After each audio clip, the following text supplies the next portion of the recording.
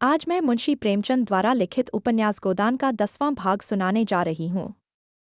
शुरू करने से पहले हमारे चैनल को लाइक, शेयर और सब्सक्राइब करें और बेल आइकन को दबाना ना भूलें और कमेंट करके बताएं कि आपको हमारी वीडियो कैसी लगी। तो चलिए शुरुआत करते हैं। दातादीन का लड़का मातादीन एक चमारिन से फंसा हुआ था।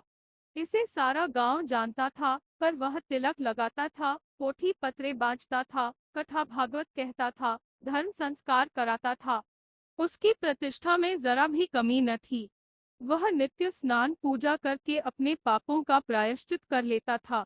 धनिया जानती थी, झुनिया को आश्रय देने ही से यह सारी विपत्ति आई है। उसे न जाने कैसे दया आ गई। नहीं उसी रात को झुनिया को निकाल देती तो क्यों इतना उपवास होता, लेकिन यह भय भी होता था कि तब उसके लिए नदी या कुआं के सिवा और ठिकाना कहाँ था।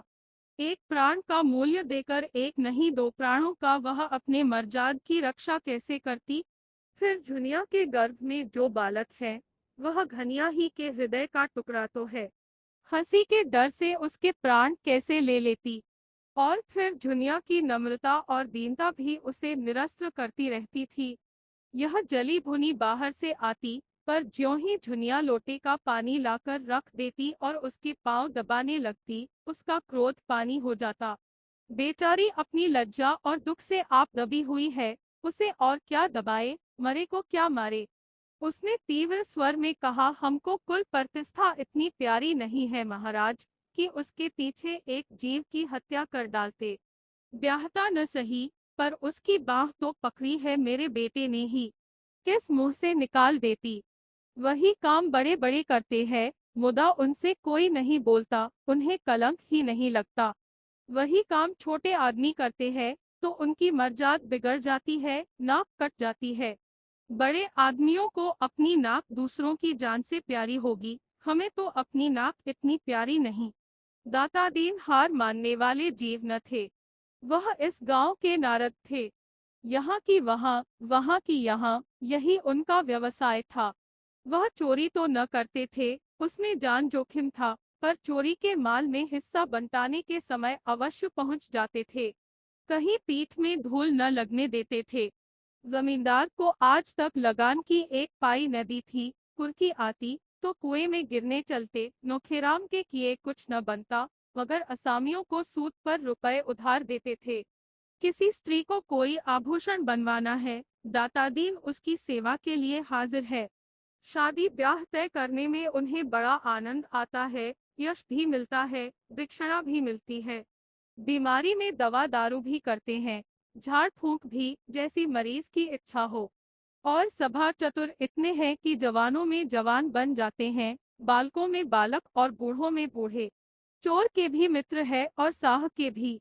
गांव में किसी को उन पर विश्वास नहीं है, पर उनकी वाणी में कुछ ऐसा आकर्षण है कि लोग बार बार धोखा खाकर भी उन्हीं की शरण जाते हैं। सिर और दाढ़ी हिलाकर बोले, यह तू ठीक कहती है धनिया।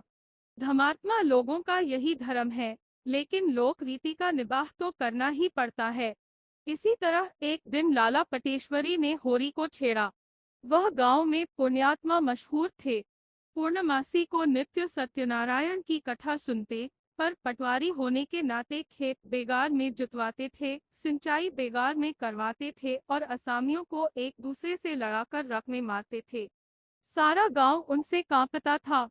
गरीबों को 10-10, 5-5 करज देकर उन्होंने कई हजार की संपत्ति बना ली थी। फसल की चीजें असामियों से लेकर कचहरी और पुलिस के अमलों की भेंट करते रहते थे।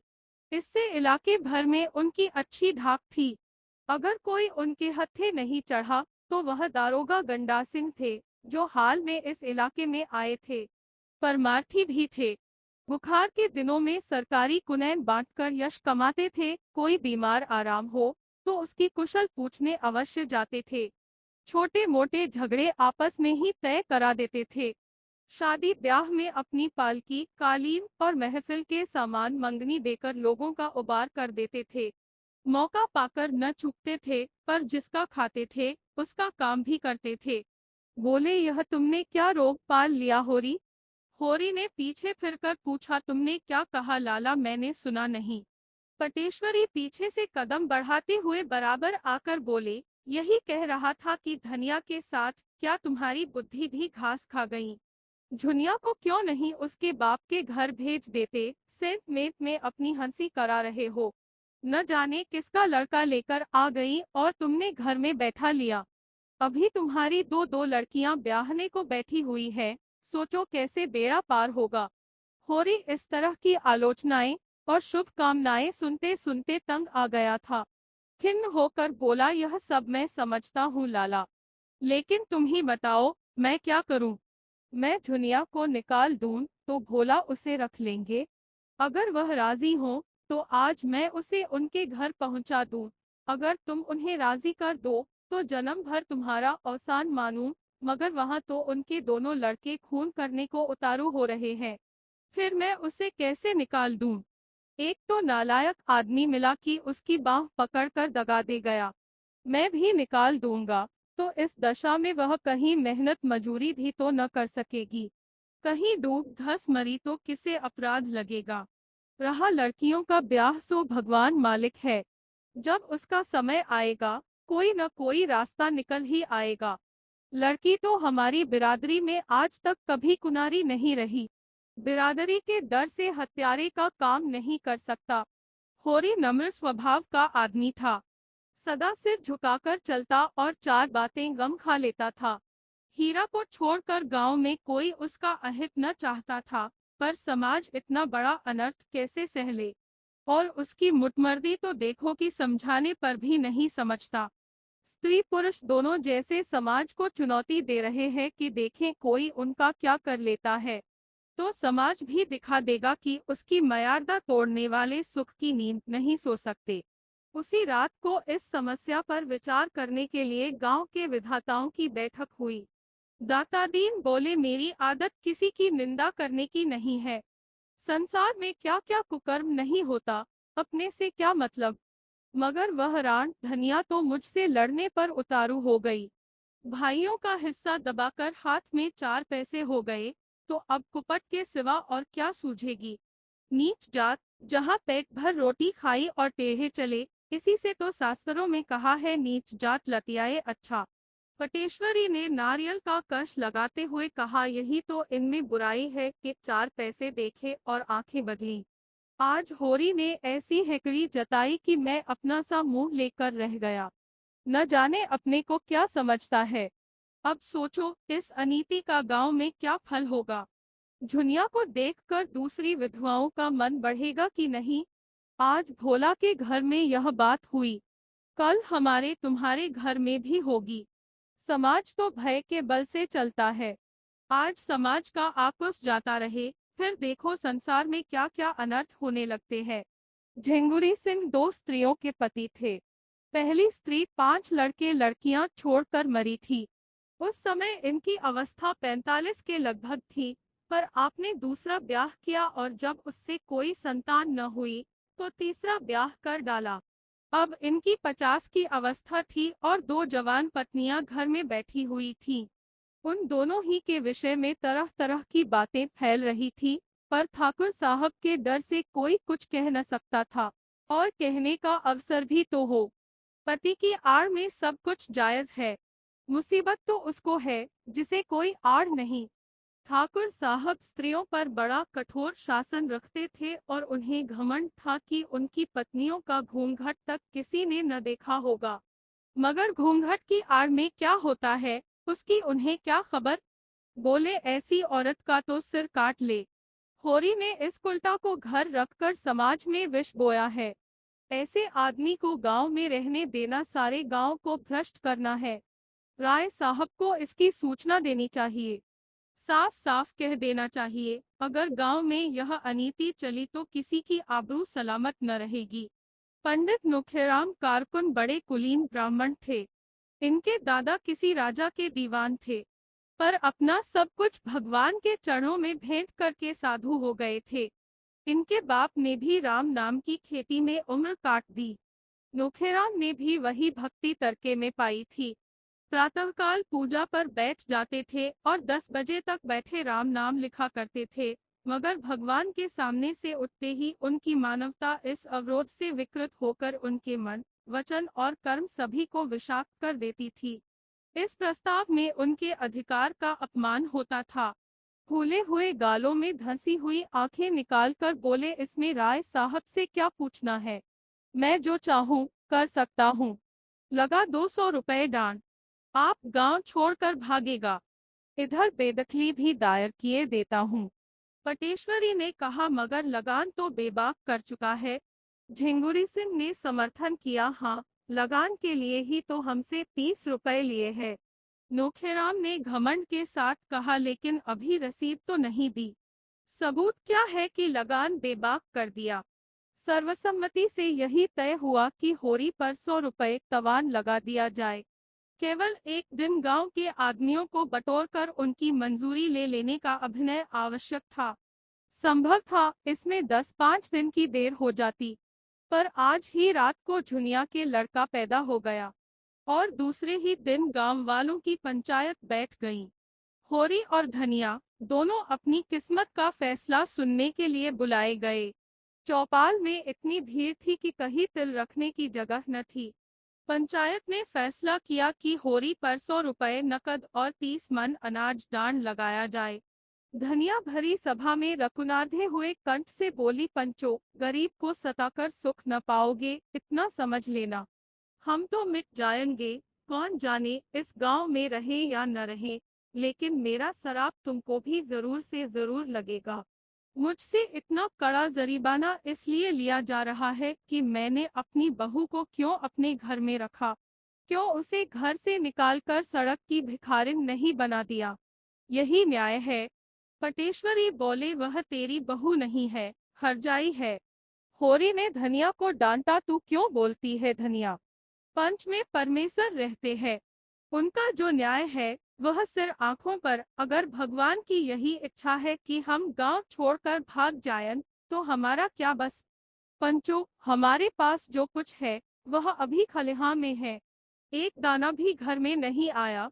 जितना चाहो ले लो, सब लेना चाहो सब ले लो। हमारा भगवान मालिक है, जितनी कमी पड़े उसमें हमारे दोनों बैल ले लेना। धनिया दांत कटकटाकर बोली, मैं एक दाना न अनाज दूंगी न एक कौड़ी दान, जिसमें बूता हो चलकर मुझसे ले। अच्छी दिल लगी है, सोचा होगा दान के बहाने इसकी सब जायदाद ले लो और नजराना लेकर दूसरों को दे दो। बाग बगीचा बेचकर मजे से तरमाल उड़ाओ। धनिया के जीते जी यह नहीं होने का, और तुम्हारी लालसा तुम्हारे मन में ही रहेगी। हमें नहीं रहना है बिरादरी में, बिरादरी में रहकर हमारी मुकुट न हो जाएगी। अब भी अपने पसीने की कमाई खाते हैं, तब भी अपने पसीने की कमाई खाएंगे। होरी ने उसके सामने हाथ जोड़कर कहा, धनिया, तेरे पैरों पड़ता हूँ, चुप रह। हम सब बिरादरी के चाकर हैं, उसके बाहर नहीं जा सकते। वह जो डांड लगाती हैं, उसे सिर झुकाकर मंजूर कर। नक्कू बनकर जीने से तो गले में फांसी लगा लेना अच्छा है। आज मर जायन तो बिरादरी ही तो इस मिट्टी को पार लगाएगी, बिरादरी ही तारेगी तो तरेंगे। पंचो, मुझे अपने जवान बेटे का मुंह देखना नसीब न हो। अगर मेरे पास खलिहान के अनाज के सिवा और कोई चीज हो, मैं बिरादरी से दगा न करूंगा। पंचों को मेरे बाल बच्चों पर दया आए तो उनकी कुछ परवरिश करें, नहीं मुझे तो उनकी आज्ञा पालनी है। धनिया झल्लाकर वहां से चली गई और होरी पहर रात तक खलिहान से अनाज ढो ढो कर झिंगुरी सिंह की चौपाल में डेर करता रहा। 20 मन जौ था, 5 मन गेहूं और इतना ही मटर, थोड़ा सा चना और तेलहन भी था। अकेला आदमी और 2 गृहस्थियों का बोझ। यह जो कुछ हुआ धनिया के पुरुषार्थ से हुआ। झुनिया भीतर का सारा काम कर लेती थी और धनिया अपनी लड़कियों के साथ खेती में जुट गई थी। दोनों ने सोचा था गेहूं और तेलहन से लगान की एक किस्त अदा हो जाएगी और हो सके तो थोड़ा थोड़ा सूद भी दे देंगे, जो खाने के काम में आएगा। लंगे तंगे 5-6 महीने कट जाएंगे, तब तक ज्वार, मक्का, सानवान, धान के दिन आ जाएंगे। वह सारी आशा मिट्टी में मिल गई। अनाज तो हाथ से गए ही, 100 रुपए की गठरी और सिर पर लग गई। अब भोजन का कहीं ठिकाना नहीं। और गोबर का क्या हाल हुआ, भगवान जाने। न हाल न हवाल। अगर दिल इतना कच्चा था तो ऐसा काम ही क्यों किया, मगर होनहार को कौन टाल सकता है। बिरादरी का वह आतंक था कि अपने सिर पर लाद कर अनाज ढो रहा था, मानो अपने हाथों अपनी कब्र खोद रहा हो। जमींदार, साहूकार, सरकार, किसका इतना रोब था। कल बाल बच्चे क्या खाएंगे, इसकी चिंता प्राणों को सोखे लेती थी। पर बिरादरी का भय पिशाच की भांति सिर पर सवार आकुस दिए जा रहा था। बिरादरी से पृथक जीवन की वह कोई कल्पना ही न कर सकता था। शादी ब्याह, मुंडन छेदन, जन्म मरण, सब कुछ बिरादरी के हाथ में है। बिरादरी उसके जीवन में वृक्ष की भांति जड़ जमाए हुए थी और उसकी नसें उसके रोम रोम में बिंधी हुई थीं। बिरादरी से निकलकर उसका जीवन विशृंखल हो जाएगा, तार तार हो जाएगा। जब खलिहान में केवल 1.5-2 मन जौ रह गया तो धनिया ने दौड़कर उसका हाथ पकड़ लिया और बोली, अच्छा अब रहने दो। दो तो चुके बिरादरी की लाज। बच्चों के लिए भी कुछ छोड़ोगे कि सब बिरादरी के भार में झोंक दोगे। मैं तुमसे हार जाती हूँ। मेरे भाग्य में तुम ही जैसे बुद्धू का संग लिखा था। होरी ने अपना हाथ छुड़ाकर टोकरी में शेष अनाज भरते हुए कहा, यह न होगा धनिया। पंचों की आंख बचाकर एक दाना भी रख लेना मेरे लिए हराम है। मैं ले जाकर सब का सब वहां ढेर कर देता हूँ। फिर पंचों के मन में दया उपजेगी तो कुछ मेरे बाल बच्चों के लिए देंगे। नहीं, भगवान मालिक है। धनिया तिलमिलाकर बोली, यह पंच नहीं है, राक्षस है, पक्के राक्षस। यह सब हमारी जगह जमीन छीन कर माल मारना चाहते हैं। दान तो बहाना है। समझाती जाती हूँ पर तुम्हारी आंखें नहीं खुलती। तुम इन पिशाचों से दया की आशा रखते हो। सोचते हो 10-5 मन निकाल कर तुम्हें दे देंगे। मुंह धो रखो। जब होरी ने न माना और टोकरी सिर पर रखने लगा तो धनिया ने दोनों हाथों से पूरी शक्ति के साथ टोकरी पकड़ ली और बोली, इसे तो मैं न ले जाने दूंगी, चाहे तुम मेरी जान ही ले लो। मर मर कर हमने कमाया, पहर रात रात को सींचा पगोरा, इसलिए कि पंच लोग मूछों पर ताव देकर भोग लगाएं और हमारे बच्चे दाने दाने को तरसें। तुमने अकेले ही सब कुछ नहीं कर लिया है। मैं भी अपनी बच्चियों के साथ सती हुई हूँ। सीधे से टोकरी रख दो, नहीं आज सदा के लिए नाता टूट जाएगा। कहे देती हूँ। होरी सोच में पड़ गया। धनिया के कथन में सत्य था। उसे अपने बाल बच्चों की कमाई छीनकर तावान देने का क्या अधिकार है। वह घर का स्वामी इसलिए है कि सबका पालन करे, इसलिए नहीं कि उनकी कमाई छीनकर बिरादरी की नजर में सुर्ख बने। टोकरी उसके हाथ से छूट गई। धीरे से बोला, तू ठीक कहती है धनिया। दूसरों के हिस्से पर मेरा कोई जोर नहीं है। जो कुछ बचा है वह ले जा, मैं जाकर पंचों से कह देता हूँ। धनिया अनाज की टोकरी घर में रखकर अपनी दोनों लड़कियों के साथ पोते के जन्मोत्सव में गला फाड़ फाड़ कर सोहर गा रही थी, जिसमें सारा गांव सुन ले। आज यह पहला मौका था कि ऐसे शुभ अवसर पर बिरादरी की कोई औरत न थी। सौर से झुनिया ने कहला भेजा था, सोहर गाने का काम नहीं है। लेकिन धनिया कब मानने लगी। अगर बिरादरी को उसकी परवाह नहीं है तो वह भी बिरादरी की परवाह नहीं करती। उसी वक्त होरी अपने घर को 80 रुपए पर झिंगुरी सिंह के हाथ गिरो रख रहा था। दान के रुपए का इसके सिवा वह और कोई प्रबंध न कर सकता था। 20 रुपए तो तेलहन, गेहूं और मटर से मिल गए। शेष के लिए घर लिखना पड़ गया।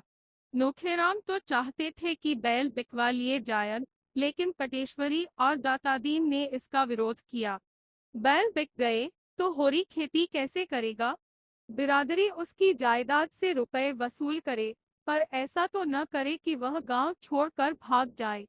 इस तरह बैल बच गए। होरी रहनामा लिखकर कोई 11 बजे रात घर आया तो धनिया ने पूछा, इतनी रात तक वहां क्या करते रहे। होरी ने जुलाहे का गुस्सा दाढ़ी पर उतारते हुए कहा, करता क्या रहा, इस लौंडे की करनी भरता रहा। अभागा, आप तो चिंगारी छोड़कर भागा। आग मुझे बुझानी पड़ रही है। 80 रुपए में घर रेहन लिखना पड़ा। करता क्या। अब हुक्का खुल गया। बिरादरी ने अपराध क्षमा कर दिया। धनिया ने ओठ चबाकर कहा, न हुक्का खुलता तो हमारा क्या बिगड़ा जाता था। 4-5 महीने नहीं किसी का हुक्का पिया तो क्या छोटे हो गए। मैं कहती हूँ, तुम इतने भोदू क्यों हो? मेरे सामने तो बड़े बुद्धिमान बनते हो, बाहर तुम्हारा मुंह क्यों बंद हो जाता है? ले दे के बाप दादों की निशानी एक घर बच रहा था, आज तुमने उसका भी वारा न्यारा कर दिया। इसी तरह कल यह 3-4 बीघे जमीन है, इसे भी लिख देना और तब गली गली भीख मांगना। मैं पूछती हूँ, तुम्हारे मुंह में जीभ न थी कि उन पंचों से पूछते, तुम कहाँ के बड़े धर्मात्मा हो जो दूसरों पर डांड लगाते फिरते हो, तुम्हारा तो मुंह देखना भी पाप है। होरी ने डांटा, चुप रह, बहुत चढ़ चढ़ न बोल। बिरादरी के चक्कर में अभी पड़ी नहीं है, नहीं मुंह से बात न निकलती। धनिया उत्तेजित हो गई, कौन सा पाप किया है जिसके लिए बिरादरी से डरें? किसी की चोरी की है, किसी का माल काटा है? मेहरिया रख लेना पाप नहीं है, हाँ, रख के छोड़ देना पाप है। आदमी का बहुत सीधा होना भी बुरा है, उसके सीधेपन का फल यही होता है कि कुत्ते भी मुंह चाटने लगते हैं। आज उधर तुम्हारी वाह वाह हो रही होगी कि बिरादरी की कैसी मर्जाद रख ली। मेरे भाग फूट गए थे कि तुम जैसे मर्द से पाला पड़ा, कभी सुख की रोटी न मिली। मैं तेरे बाप के पांव पड़ने गया था, वही तुझे मेरे गले बांध गया। पत्थर पड़ गया था उनकी अक्कल पर, और उन्हें क्या कहूँ, न जाने क्या देखकर लट्टू हो गए। ऐसे कोई बड़े सुंदर भी तो न थे तुम। विवाद विनोद के क्षेत्र में आ गया। 80 रुपए गए तो गए, लाख रुपए का बालक तो मिल गया, उसे तो कोई न छीन लेगा। गोबर घर लौट आए, धनिया अलग झोपड़ी में भी सुखी रहेगी। होरी ने पूछा, बच्चा किसको पड़ा है? धनिया ने प्रसन्न मुख होकर जवाब दिया, बिल्कुल गोबर को पड़ा है। सच? रिष्ट पुष्ट तो है? हाँ, अच्छा है। रात को गोबर झुनिया के साथ चला तो ऐसा कांप रहा था जैसे उसकी नाक कटी हुई हो। झुनिया को देखते ही सारे गांव में कुहराम मच जाएगा, लोग चारों ओर से कैसी हाय हाय मचाएंगे, धनिया कितनी गालियां देगी, यह सोच सोच कर उसके पांव पीछे रह जाते थे। होरी का तो उसे भय न था, वह केवल एक बार धाड़ेंगे फिर शांत हो जाएंगे। डर था धनिया का, जहर खाने लगेगी, घर में आग लगाने लगेगी। नहीं, इस वक्त वह झुनिया के साथ घर नहीं जा सकता। लेकिन कहीं धनिया ने झुनिया को घर में घुसने ही न दिया और झाड़ू लेकर मारने दौड़ी, तो वह बेचारी कहाँ जाएगी? अपने घर तो लौट ही नहीं सकती। कहीं कुएं में कूद पड़े या गले में फांसी लगा ले तो क्या हो? उसने लंबी सांस ली, किसकी शरण ले? मगर अम्मान इतनी निर्दयी नहीं है कि मारने दौड़ें। क्रोध में 2-4 गालियां देंगी, लेकिन जब झुनिया उसके पांव पड़कर रोने लगेगी तो उन्हें जरूर दया आ जाएगी। तब तक वह खुद कहीं छिपा रहेगा। जब उपद्रव शांत हो जाएगा तब वह एक दिन धीरे से आएगा और अम्मान को मना लेगा। अगर इस बीच उसे कहीं मजूरी मिल जाए और 2-4 रुपए लेकर घर लौटे तो फिर धनिया का मुंह बंद हो जाएगा। झुनिया बोली, मेरी छाती धक धक कर रही है। मैं क्या जानती थी तुम मेरे गले यह रोग मर दोगे। न जाने किस बुरी साइट में तुमको देखा। न तुम गाय लेने आते, न यह सब कुछ होता। तुम आगे आगे जाकर जो कुछ कहना सुनना हो कह सुन लेना, मैं पीछे से जाऊंगी। गोबर ने कहा, नहीं नहीं, पहले तुम जाना और कहना, मैं बाजार से सौदा बेचकर घर जा रही थी। रात हो गई है, अब कैसे जाऊं? तब तक मैं आ जाऊंगा। झुनिया ने चिंतित मन से कहा, तुम्हारी अम्मान बड़ी गुस्सैल है, मेरा तो जी कांपता है, कहीं मुझे मारने लगे तो क्या करूंगी। गोबर ने धीरज दिलाया, अम्मान की आदत ऐसी नहीं, हम लोगों तक को तो कभी एक तमाचा मारा नहीं, तुम्हें क्या मारेंगी। उनको जो कुछ कहना होगा मुझे कहेंगी, तुमसे तो बोलेंगी भी नहीं। गांव समीप आ गया। गोबर ने ठिठक कर कहा, अब तुम जाओ। झुनिया ने अनुरोध किया, तुम भी देर न करना। नहीं नहीं, क्षण भर में आता हूँ, तू चल तो। मेरा जी न जाने कैसा हो रहा है, तुम्हारे ऊपर क्रोध आता है। तुम इतना डरती क्यों हो? मैं तो आ ही रहा हूँ। इससे तो कहीं अच्छा था कि किसी दूसरी जगह भाग चलते। जब अपना घर है तो क्यों कहीं भागे? तुम नाहक डर रही हो। जल्दी से आओगे ना? हाँ हाँ, अभी आता हूँ। मुझसे दगा तो नहीं कर रहे हो? मुझे घर भेजकर आप कहीं चलते बनो। इतना नीच नहीं हूँ झूना। जब तेरी बाह पकड़ी है तो मरते दम तक निभाऊंगा। झुनिया घर की ओर चली। गोबर एक क्षण दुविधा में पड़ा खड़ा रहा। फिर एकाएक सिर पर मंडराने वाली धिक्कार की कल्पना भयंकर रूप धारण करके उसके सामने खड़ी हो गई। कहीं सचमुच अम्मान मारने दौड़े तो क्या हो? उसके पांव जैसे धरती से चिमट गए। उसके और उसके घर के बीच केवल आमों का छोटा सा बाग था। झुनिया की काली परछाई धीरे धीरे जाती हुई दिख रही थी। उसकी ज्ञानेंद्रियां बहुत तेज हो गई थीं। उसके कानों में ऐसी भनक पड़ी जैसे अम्मान झुनिया को गाली दे रही है। उसके मन की कुछ ऐसी दशा हो रही थी मानो सिर पर गड़ासे का हाथ पड़ने वाला हो। देह का सारा रक्त जैसे सूख गया हो। एक क्षण के बाद उसने देखा जैसे धनिया घर से निकलकर कहीं जा रही हो। दादा के पास जाती होगी। शायद दादा खा पीकर मटर अगोरने चले गए हैं। वह मटर के खेत की ओर चला। जो गेहूं के खेतों को रौंदता हुआ वह इस तरफ भागा जा रहा था मानो पीछे दौड़ आ रही है। वह है दादा की मड़ैया। वह रुक गया और दबे पांव जाकर मड़ैया के पीछे बैठ गया। उसका अनुमान ठीक निकला। वह पहुंचा ही था कि धनिया की बोली सुनाई दी। ओह, गजब हो गया। अम्मान इतनी कठोर है। एक अनाथ लड़की पर इन्हें तनिक भी दया नहीं आती। और जो मैं भी सामने जाकर फटकार दूं कि तुमको झुनिया से बोलने का कोई मजाल नहीं है, तो सारी सेखी निकल जाए। अच्छा, दादा भी बिगड़ रहे हैं। केले के लिए आज ठीकरा भी तेज हो गया। मैं जरा अदब करता हूँ, उसी का फल है। यह तो दादा भी वहीं जा रहे हैं। अगर झुनिया को इन्होंने मारा पीटा तो मुझसे न सहा जाएगा। भगवान, अब तुम्हारा ही भरोसा है। मैं न जानता था इस विपत में जान फंसेगी। झुनिया मुझे अपने मन में कितना धूर्त, कायर और नीच समझ रही होगी, मगर उसे मार कैसे सकते हैं? घर से निकाल भी कैसे सकते हैं? क्या घर में मेरा हिस्सा नहीं है?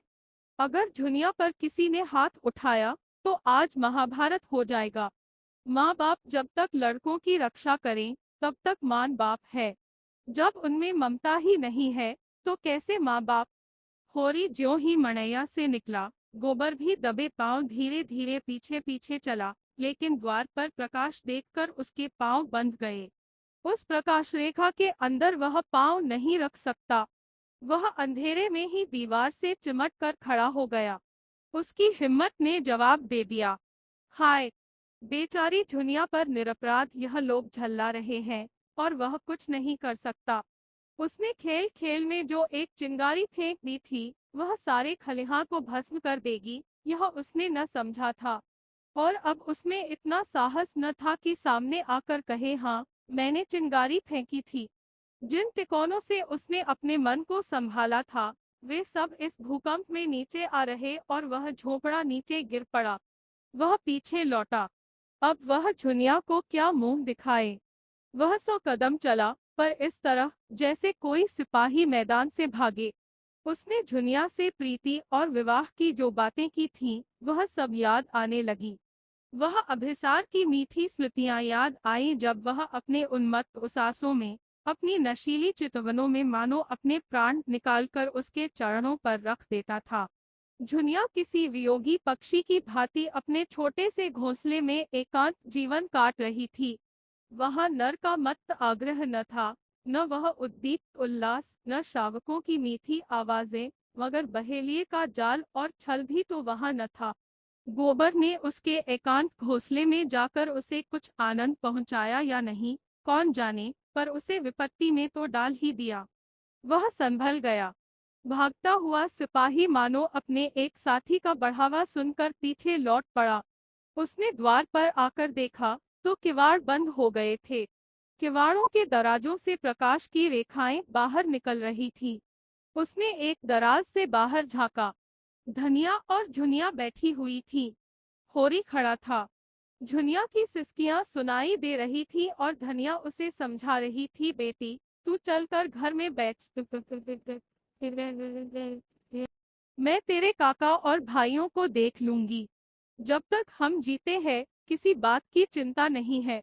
हमारे रहते कोई तुझे तिरछी आंखों देख भी न सकेगा। गोबर गदगद हो गया। आज वह किसी लायक होता तो दादा और अम्मान को सोने से मर देता और कहता, अब तुम कुछ परवाह न करो, आराम से बैठे खाओ और जितना दान पुण्य करना चाहो करो। झुनिया के प्रति अब उसे कोई शंका नहीं है। वह उसे जो आश्रय देना चाहता था वह मिल गया। झुनिया उसे दगाबाज समझती है तो समझे। वह तो अब तभी घर आएगा जब वह पैसे के बल से सारे गांव का मुंह बंद कर सके और दादा और अम्मान उसे कुल का कलंक न समझकर कुल का तिलक समझें। मन पर जितना ही गहरा आघात होता है, उसकी प्रतिक्रिया भी उतनी ही गहरी होती है। इस अपकीर्ति और कलंक ने गोबर के अंतस्थल को मथकर वह रत्न निकाल लिया जो अभी तक छिपा पड़ा था। आज पहली बार उसे अपने दायित्व का ज्ञान हुआ और उसके साथ ही संकल्प भी। अब तक वह कम से कम काम करता और ज्यादा से ज्यादा खाना अपना हक समझता था। उसके मन में कभी यह विचार ही नहीं उठा था कि घरवालों के साथ उसका भी कुछ कर्तव्य है। आज माता पिता की उदात्त क्षमा ने जैसे उसके हृदय में प्रकाश डाल दिया। जब धनिया और झुनिया भीतर चली गई, तो वह होरी की उसी मड़ैया में जा बैठा और भविष्य के मंसूबे बांधने लगा। शहर के बेलदारों को 5-6 आने रोज मिलते हैं, यह उसने सुन रखा था। अगर उसे 6 आने रोज मिले और वह एक आने में गुजर कर ले, तो 5 आने रोज बच जाएं।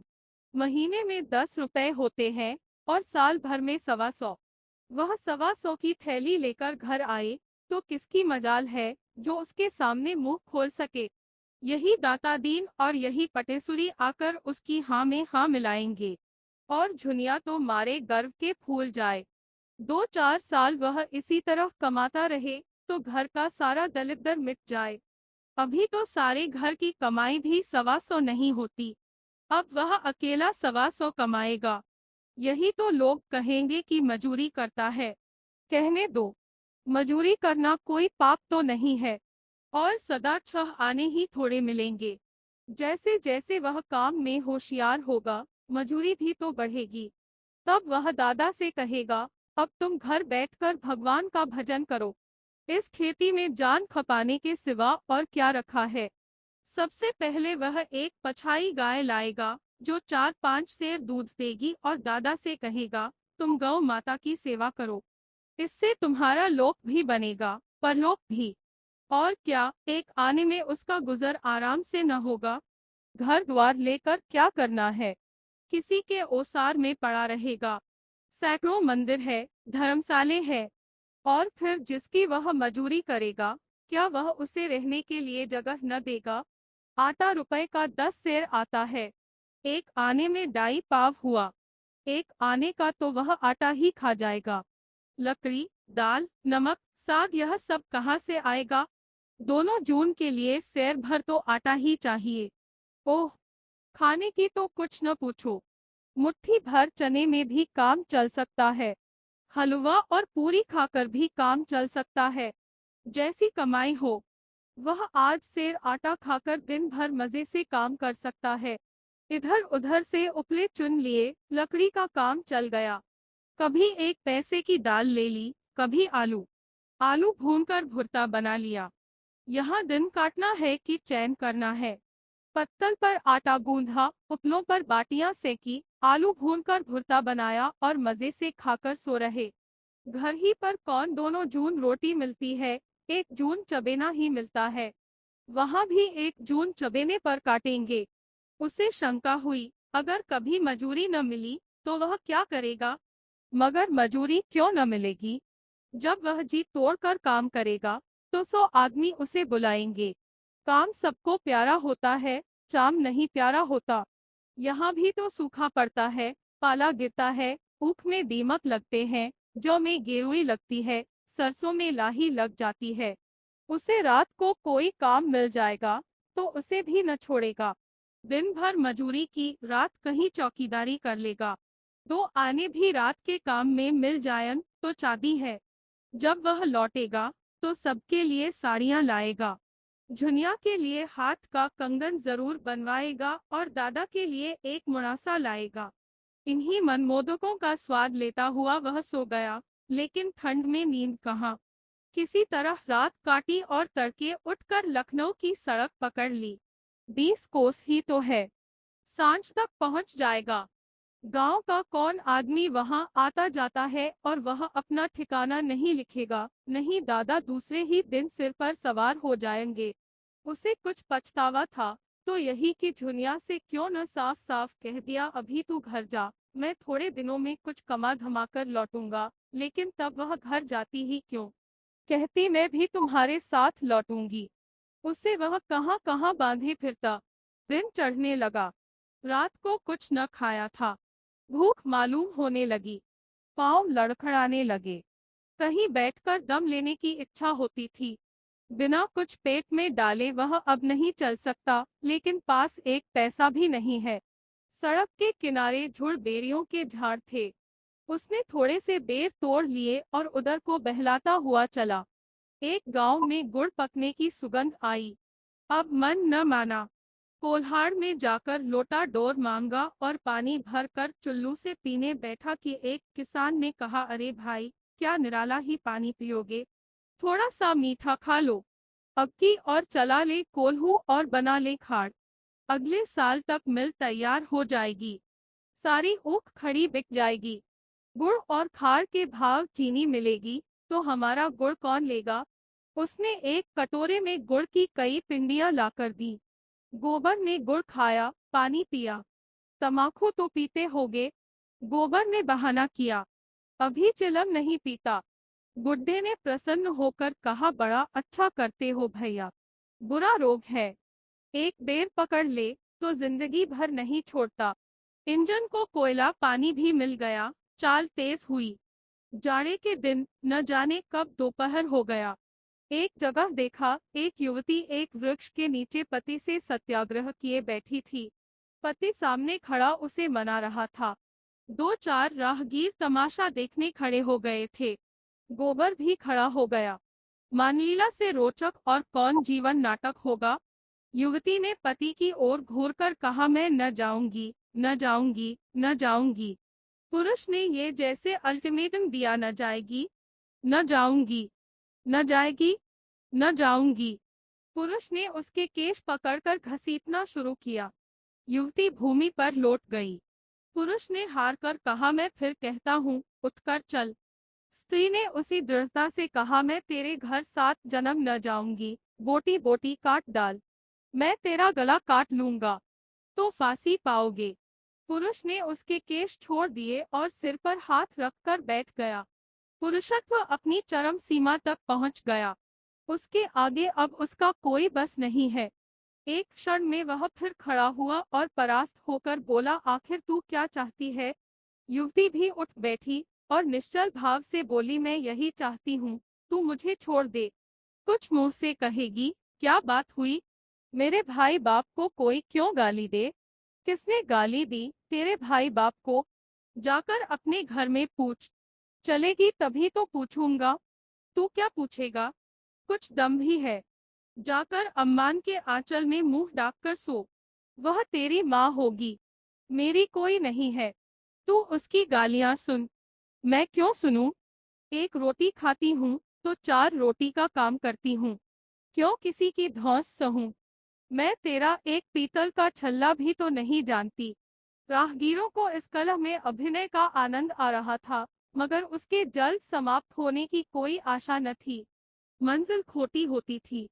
एक एक करके लोग खिसकने लगे। गोबर को पुरुष की निर्दयता बुरी लग रही थी। भीड़ के सामने तो कुछ न कह सकता था।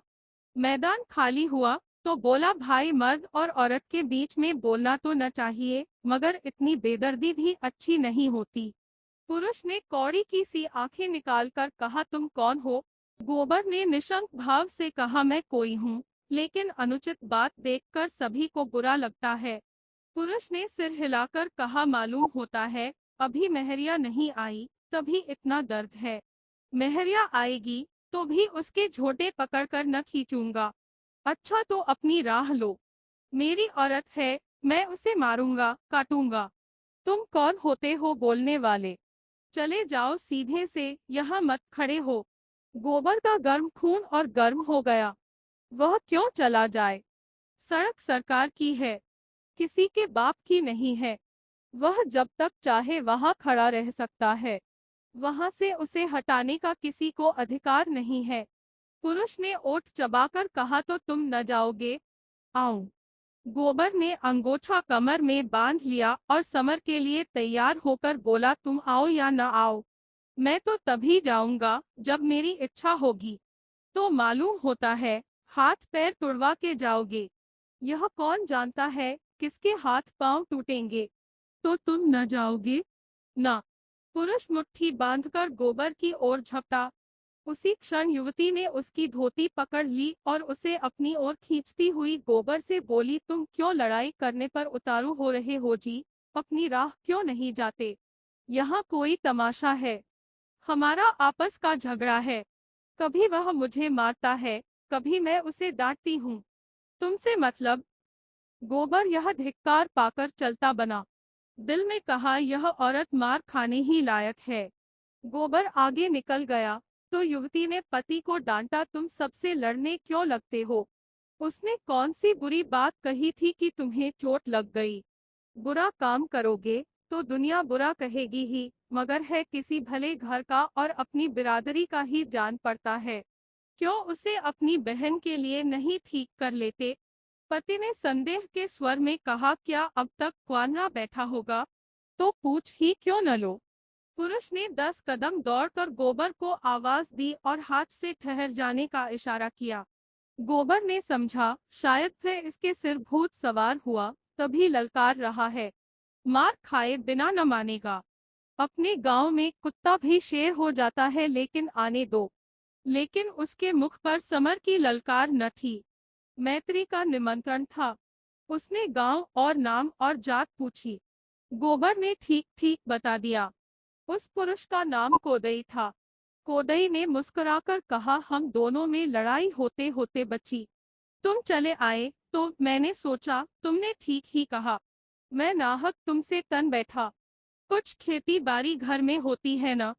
गोबर ने बताया, उसके मौसी 5 बीघे खेत है और एक हल की खेती होती है। मैंने तुम्हें जो भला बुरा कहा है उसकी माफी दे दो भाई।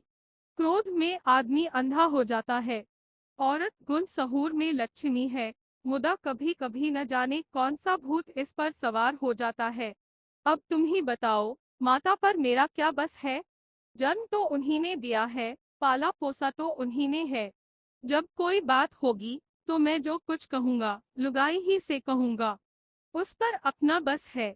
तुम ही सोचो, मैं कुपत तो नहीं कह रहा हूँ।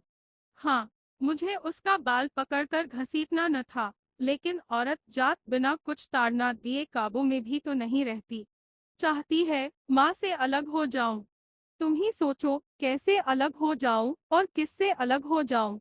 अपनी माँ से, जिसने जन्म दिया। यह मुझसे न होगा। औरत रहे या जाए। गोबर को भी अपनी राय बदलनी पड़ी। बोला, माता का आदर करना तो सबका धर्म ही है भाई। माता से कौन उऋण हो सकता है? कोदई ने उसे अपने घर चलने का नेवता दिया। आज वह किसी तरह लखनऊ नहीं पहुंच सकता। कोस 2 कोस जाते जाते सांझ हो जाएगी। रात को कहीं न कहीं टिकना ही पड़ेगा। गोबर ने विनोद दिया, लुगाई माँ गई, न मानेगी तो क्या करेगी? मुझे तो उसने ऐसी फटकार बताई कि मैं लजा गया। वह खुद पछता रही है। चलो जरा माताजी को समझा देना। मुझसे तो कुछ कहते नहीं बनता। उन्हें भी सोचना चाहिए कि बहू को बाप भाई की गाली क्यों देती है। हमारी ही बहन है। 4 दिन में उसकी सगाई हो जाएगी। उसकी सास हमें गालियां देगी तो उससे सुना जाएगा। सब दोष लुगाई ही का नहीं है, माता का भी दोष है। जब हर बात में वह अपनी बेटी का पक्ष करेंगी तो हमें बुरा लगेगा ही। इसमें इतनी बात अच्छी है कि घर से रूठकर चली जाए, पर गाली का जवाब गाली से नहीं देती। गोबर को रात के लिए कोई ठिकाना चाहिए था ही। कोदई के साथ हो लिया। दोनों फिर उसी जगह आए जहां युवती बैठी हुई थी। वह अब गृहिणी बन गई थी। जरा सा घूंघट निकाल लिया था और लजाने लगी थी। कोदई ने मुस्कुराकर कहा, यह तो आते ही न थे। कहते थे, ऐसी डांट सुनने के बाद उनके घर कैसे जाएं? युवती ने घूंघट की आड़ से गोबर को देखकर कहा, इतनी ही डांट में डर गए? लुगाई आ जाएगी, तब कहाँ भागोगे? गांव समीप ही था। गांव क्या था, पुरवा था, 10-12 घरों का, जिसमें आधे खपरेल के थे, आधे फूस के। कोदई ने अपने घर पहुंचकर खाट निकाली, उस पर एक दरी डाल दी, शरबत बनाने को कह चिलम भर लाया। और एक क्षण में वही युवती लोटे में शरबत लेकर आई और गोबर को पानी का एक छींटा मारकर मानो क्षमा मांग ली। वह अब उसका नंदोई हो रहा था। फिर क्यों न अभी से छेड़छाड़ शुरू कर दे।